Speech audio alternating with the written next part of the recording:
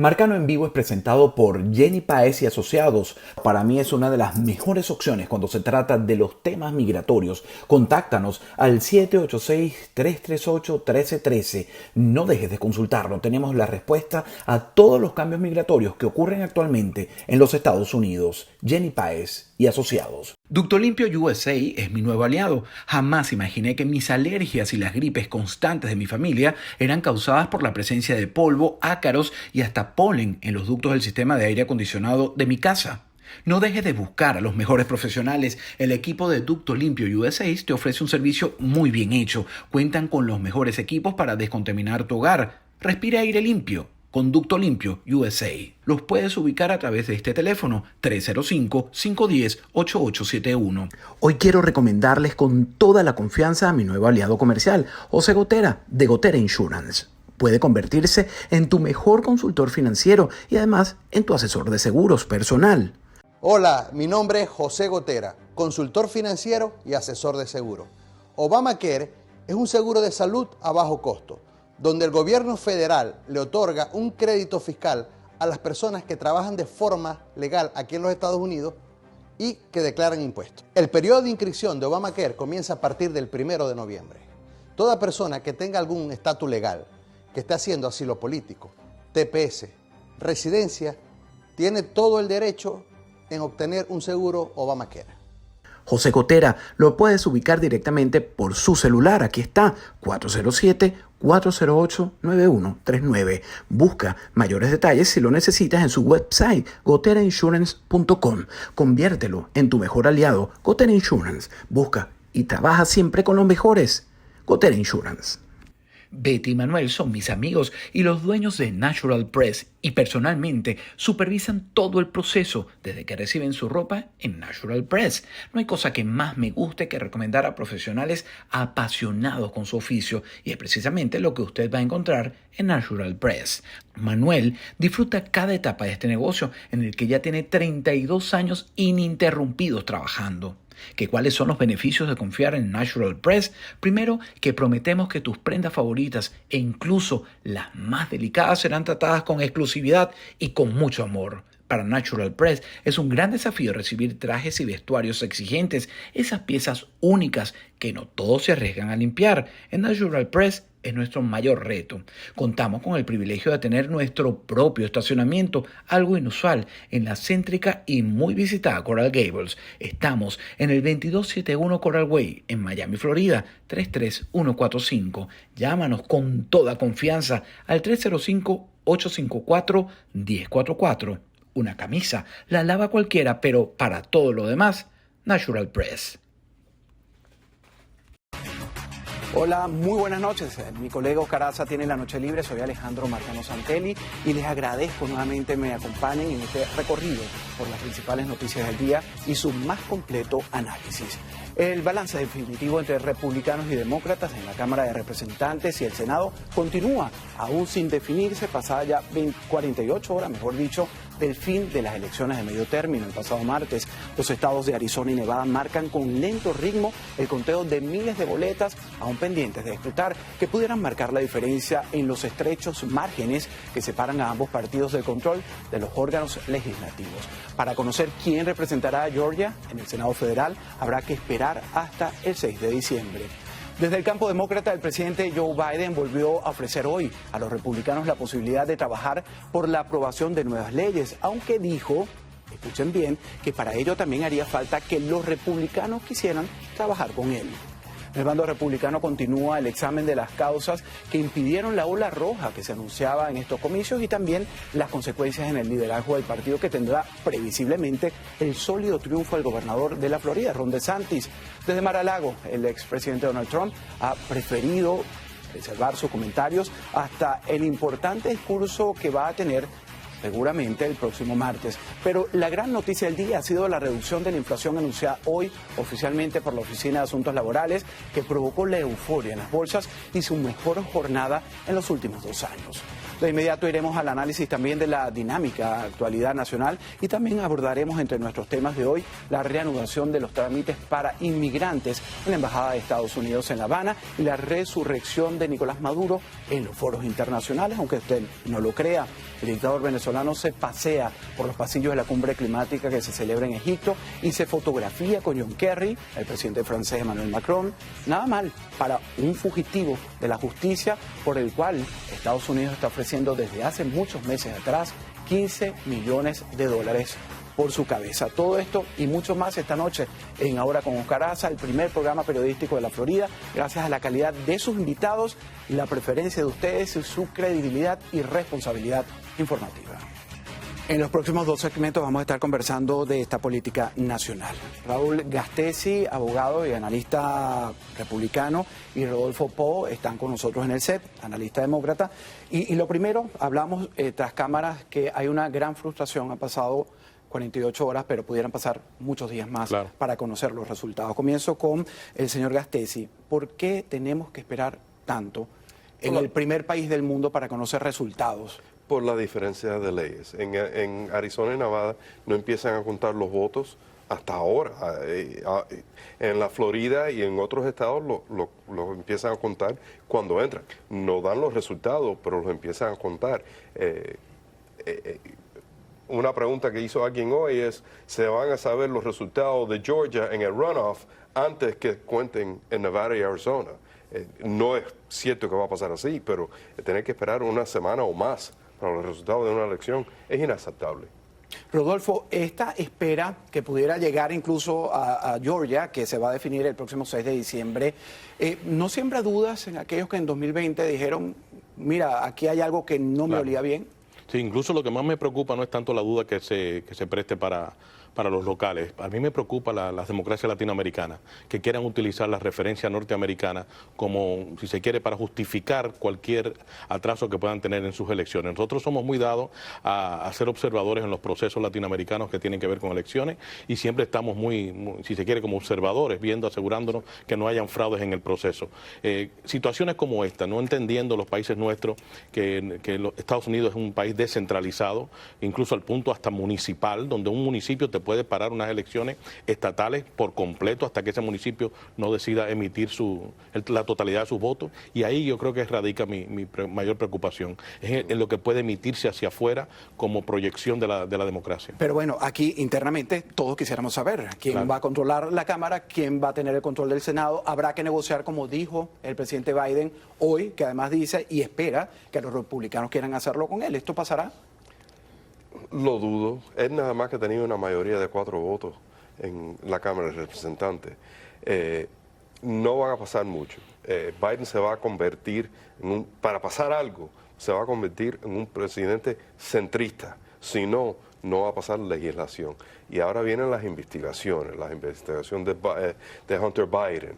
Van a hacerle un impeachment a Mayorkas. Estaban hablando de todas estas cosas hoy. La dinámica va a cambiar mucho en Washington. Y aquí viene... A pesar, y perdone la interrupción, a pesar de que no tengan los 218 votos de los republicanos, en este caso, si no lo consiguen... Lo van a tener.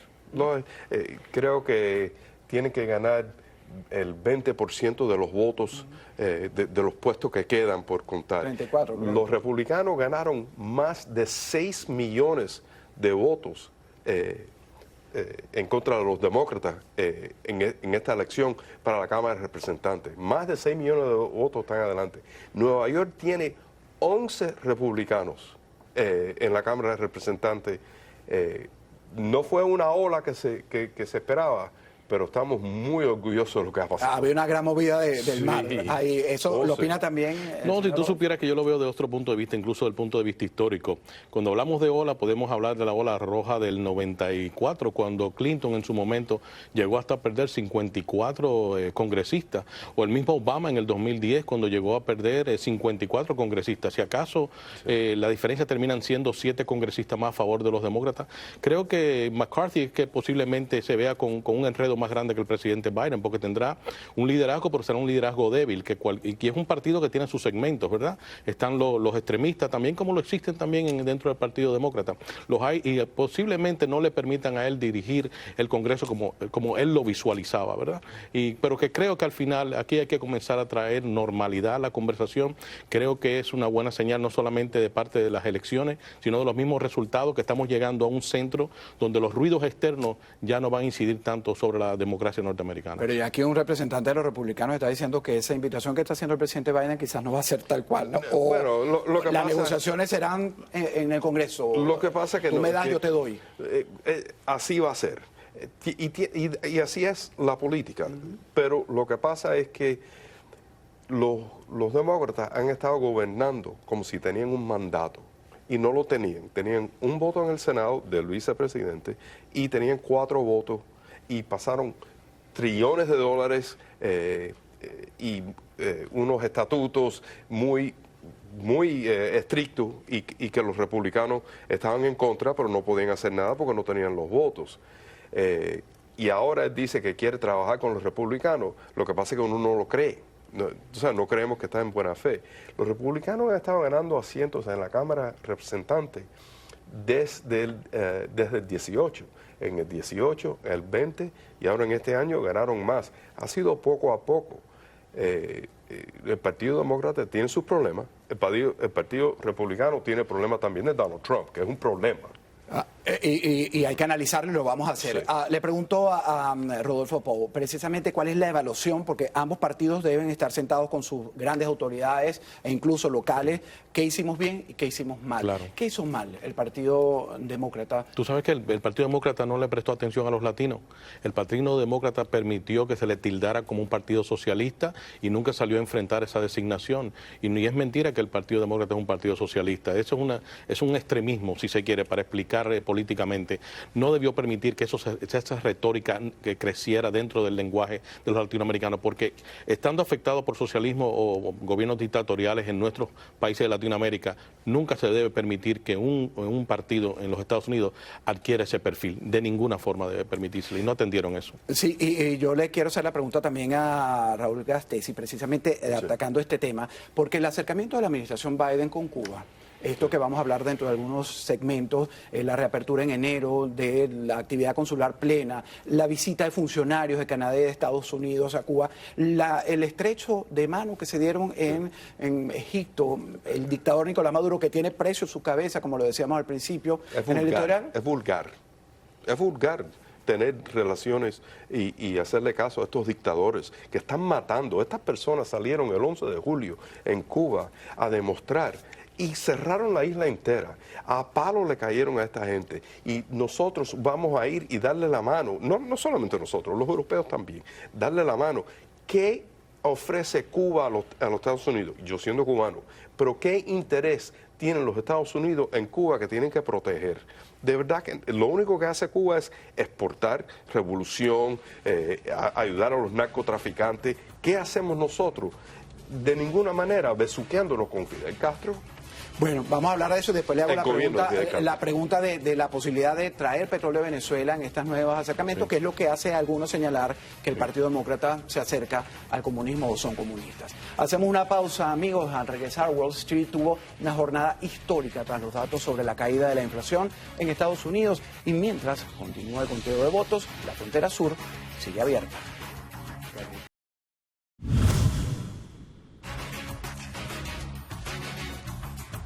Seguimos, amigos, con Raúl Gasteiz, analista republicano, Rodolfo Pou, analista demócrata, y se incorpora el querido Tulio Rodríguez, economista, con quien vamos a conversar de noticias importantes como la desaceleración en la economía y la euforia en las bolsas, por lo menos en Wall Street. Pero había quedado en hacerte una pregunta cuando decías el señalamiento que se le hizo, que fue la tarea que no realizó el Partido Demócrata, que los tildaban de comunistas. Sí. Es algo que escuchamos frecuentemente por allí.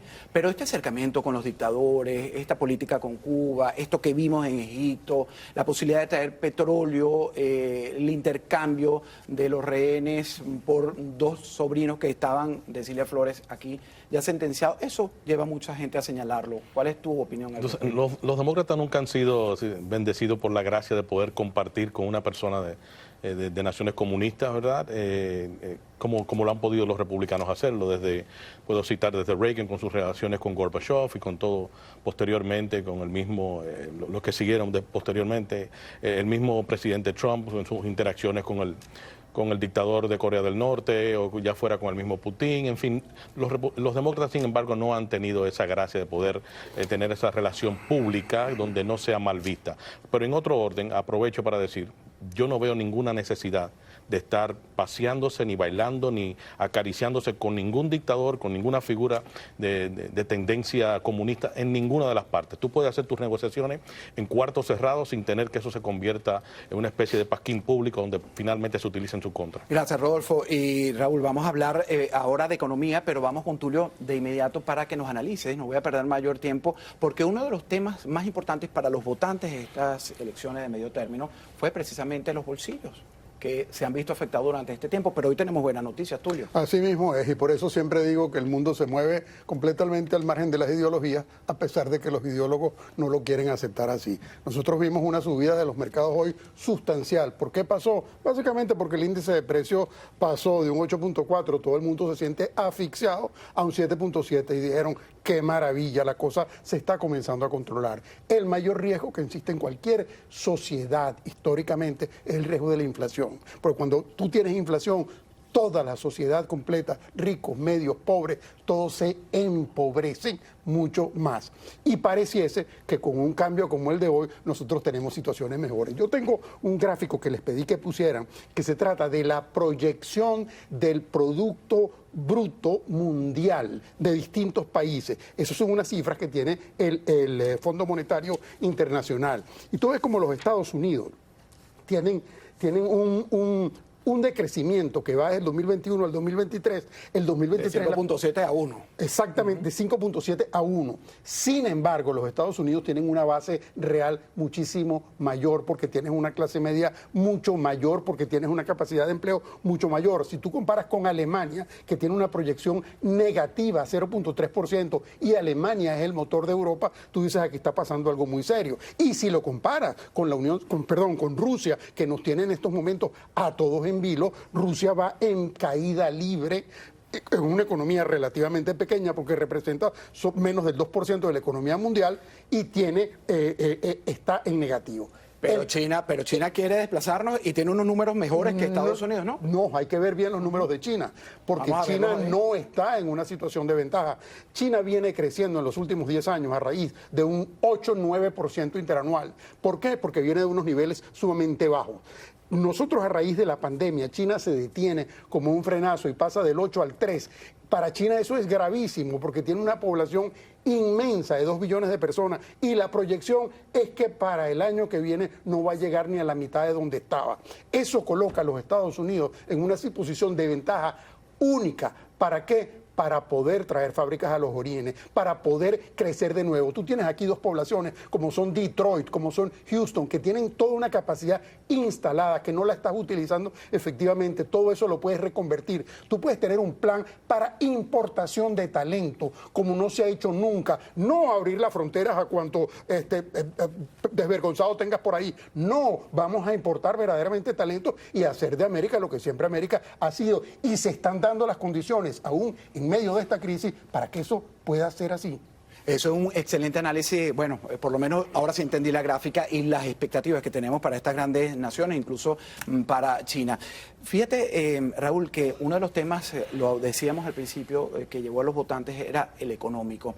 Ayer un analista demócrata me dijo que los próximos 2 años el presidente Biden iba a recuperar y aquí las cosas van a ir mucho mejor y le puede dar la posibilidad incluso de una reelección. ¿Tú crees que la economía mejore en los próximos 2 años? No. Vaya, él es el economista, pero yo no creo que va a mejorar porque yo no creo que Biden va a ser, al contrario, creo que va a empeorar. Creo que va a haber lo que se llama un double dip. Biden no va a abrir el petróleo, no va a dejar de ceder en las regulaciones que está imponiendo. Quieren gastar hasta más dinero y meter más dinero en la economía, que eso causa inflación. No lo veo pasando. Biden ha dicho ayer, yo no voy a cambiar nada de lo que estamos haciendo. Entonces, Eso es absolutamente cierto lo que él dice. Nosotros tenemos la capacidad de ser nuevamente autónomos desde el punto de vista de energía.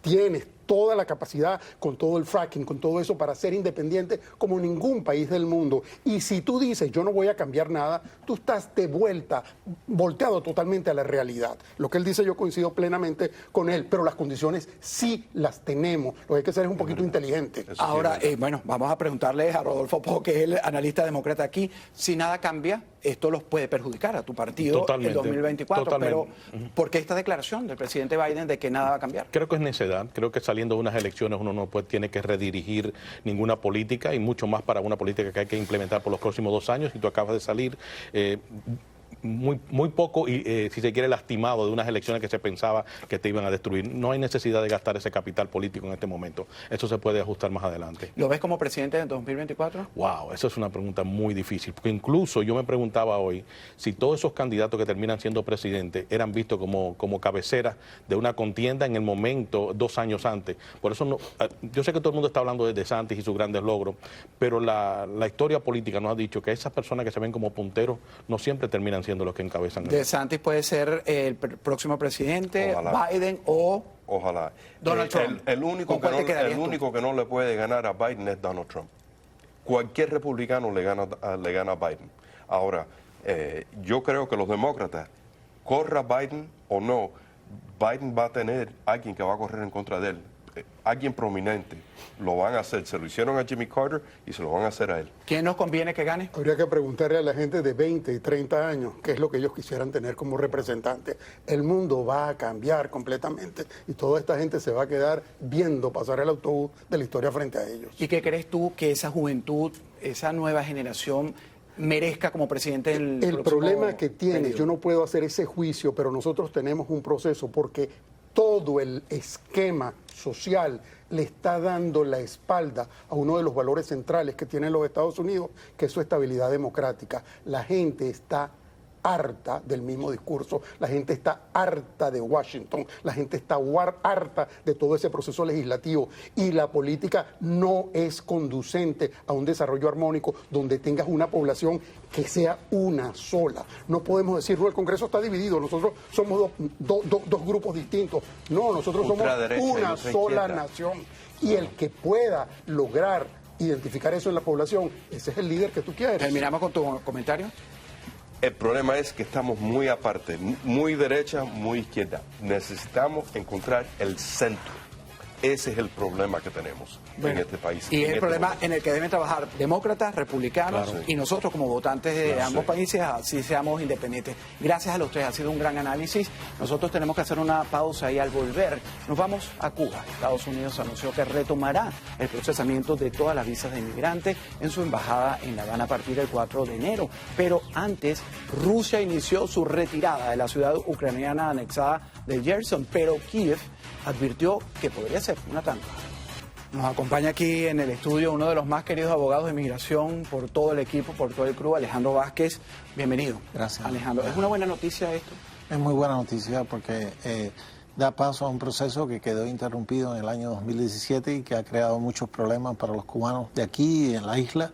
Y afortunadamente luce que a partir de enero del 2013, el 4 de enero específicamente, se va a dar solución a este problema en cuanto a las visas de inmigrantes, tanto de categorías inmediatas que ya se estaban procesando en La Habana, como las preferencias familiares que son las F1, F2, F3 y F4. Queda aún Guyana para... ¿Hasta cuándo queda abierta hasta Guyana? el mes de diciembre para las categorías de preferencia familiar y que generalmente, aunque solucionó un problema en su momento, hoy día se ha convertido en un gran problema para los cubanos por los costos que llevan estos trámites y por las dificultades asociadas al mismo. Sí, además el tiempo de espera, el viaje, todo fue engorroso. Definitivamente esto se lleva a cabo con la visita de funcionarios estadounidenses. Incluso entiendo que de Canadá han ido a negociar y parte de esa negociación se habla de liberación de presos políticos. ¿Qué debe haber negociado? ¿Qué supone el abogado Alejandro Vázquez se negoció? Demuestra la importancia que le da el Departamento de Estado y el gobierno de Estados Unidos a la situación migratoria que hay, a la crisis de la frontera, al éxodo irregular de cubanos y al tráfico irregular marítimo que ha aumentado en los últimos tiempos y a todos los incidentes que se han venido asociando con la salida de Cuba y se va a tratar de llegar a un acuerdo en que, a mi modo de ver, se ponga fin a este éxodo irregular por Centroamérica y se controla un poco más el flujo marítimo.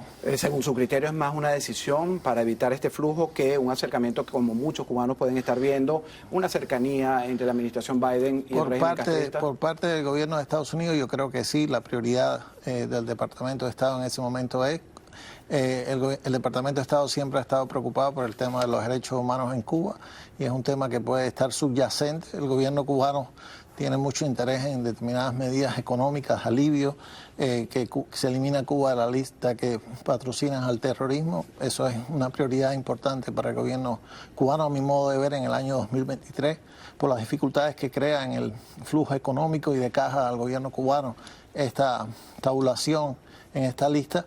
Y yo creo que es parte del dar y tomar que tradicionalmente la política cubano-americana de relaciones ha girado en materia periférica migratoria y en asuntos internos se han tocado temas usando la tabla de negociaciones migratorias como un escudo, como un análisis inicial y se han tratado temas subyacentes a ambos países. El parol que se le dio a los venezolanos, ahora esta medida que se está tomando, esta migración desbordada que vimos de centenares de venezolanos de otras nacionalidades, ¿obligó a la administración Biden a tratar de cerrar su frontera, a resguardarla? Yo creo que sí, que hubo, a mi modo de ver, un segmento dentro de la administración que no estaba preparado para esto y que se dio cuenta que desde el punto de vista interno es negativo y que tiene que tener un fin, que tiene que tener una regulación, que no puede seguir así. Sí, no hay país en orden interno que aguante esta situación.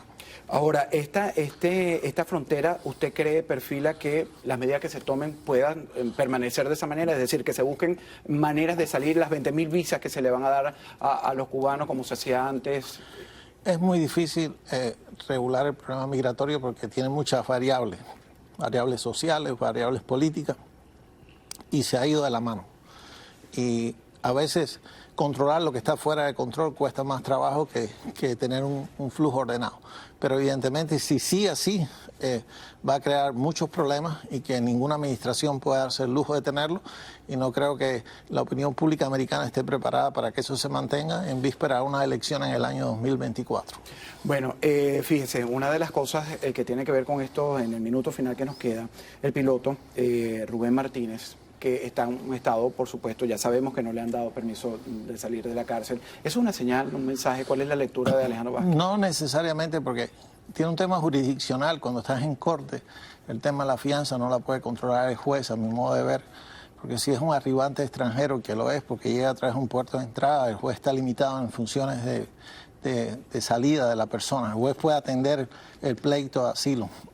Depende de la oficina de ICE que tomen la decisión de darle una fianza. En estos casos que tienen una repercusión y que han envuelto una situación política, a veces el transcurso del tiempo alivia la situación y se toman decisiones que pueden favorecer la salida de esta persona a la calle. Es un panorama alentador para por lo menos este joven, Rubén Martínez. Gracias, abogado. Gracias a ustedes. Alejandro Vázquez, por habernos acompañado. Gracias. Hacemos una nueva pausa. En instante, el encuentro entre el presidente francés Emmanuel Macron y el dictador Nicolás Maduro enciende la controversia en la cumbre del clima celebrada en Egipto.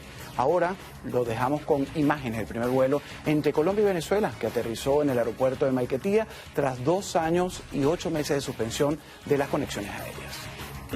Bueno, presento a mis invitados para hablar de Venezuela: Kennedy Bolívar, abogado, analista político, y el jurista, profesor universitario Omar Estacio. Aquí lo estamos viendo conversar con Macron. Se le coló a Kerry. El Departamento de Estado niega, dice que ahí no hubo en esos 30 segundos ninguna postura de Estados Unidos, pero estamos viendo a un dictador, seguimos viendo, Omar, a un dictador. Bueno, tenemos que acostumbrarnos, porque al final es la política real o realpolitik, y Maduro ha sido reconocido ya por una cantidad de estados que lo habían desconocido, y puede viajar el único sitio donde no puede viajar prácticamente es a Estados Unidos, a Canadá o a Reino Unido, pues, porque allí no se le reconoce como jefe de Estado, y él debe tener una alerta roja en Interpol. No, bueno, tiene 15 millones el precio por su cabeza, Así emitido es. por Homeland Security, y un cartel que tiene la DEA pidiéndolo. Kerry pudo haberle, en vez de haberle dado la mano, haberle puesto una esposa. Usted está arrestado, vamos a llevarlo a Estados Unidos, porque se busca por narcotráfico y por delitos de malversación de fondos. ¿No debería haber sido así? ¿O cómo ves tú esta visita de Maduro? Bueno, primero que nada, lo vergonzoso de Occidente rendido últimamente a los pies de las dictaduras, no solamente de Maduro, sino de muchas dictaduras, no solamente en América Latina, sino en el mundo. Y además la falta de liderazgo de Occidente. O sea, no solamente hay que ver a Macron, sino que esto también comienza con una administración tan balandenga como la administración Biden, cuando intercambia, por ejemplo, presos investigados por la DEA, que además, ¿qué dirían las familiares de esos funcionarios de la DEA que participaron en esa operación? ¿Y qué dirían? Y dirían, bueno, arriesgamos a nuestros padres de familia, a nuestros hermanos, a nuestros tíos, para que fueran a buscar unos criminales y después se los entregaran a Venezuela como si nada. Y lo mismo con Francia en este momento, cuando Macron le dice, señor presidente. Entonces, es vergonzoso, además, la falta de liderazgo. Y yo creo que, en definitiva, ya se fumó, pues, lo que era el interinato, y ahí lo vemos. Y lamentablemente para los venezolanos también esta imagen, este abrazo que se da tanto este dictador como Macron, vemos que le podemos decir nosotros a esas familias que murieron pasando el Darién. Y hablando del Occidente, a pesar de que son amigos cercanos en ideología, a pesar de que Gustavo Petro no es muy fan de Nicolás Maduro, sí lo era del dictador fallecido Hugo Chávez Frías, su embajador Armando Valladares le dijo una palabrota bien fea y le dijo.